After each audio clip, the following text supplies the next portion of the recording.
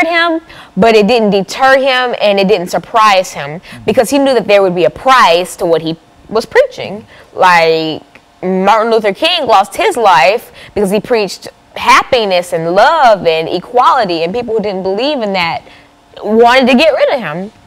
And Malcolm X was no stranger to violence of others. Like, for instance, when he was 6 years old, his father was killed by the Ku Klux Klan. He was decapitated in a car accident, and his mother, a few years afterwards, had to be put into a mental hospital because she went crazy after the death of Malcolm's father.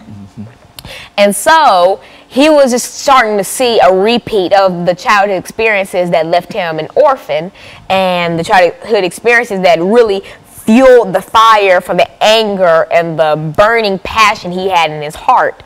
And so this made him have a whole new outlook on everything that people were doing to him. And that's what really formed the grit that we all know as Malcolm X. And so in a real sense, Alana, Malcolm X was a contemporary of Dr. Martin Luther King, but one had a different point of view in terms of how you solve the many social problems that were faced in African Americans, especially, but many minorities in the United States of America. And so you can put one on one side and one on the other, and you can, but I feel as though if you talk about one, it wouldn't necessarily be fair not to mention the other, because even though they were almost polar opposites, they all stood for one common thing: the equality of African Americans. And without the help of both these two very powerful figures, we wouldn't be where we were today. We wouldn't be on television. You and I wouldn't have the freedom that we have right now.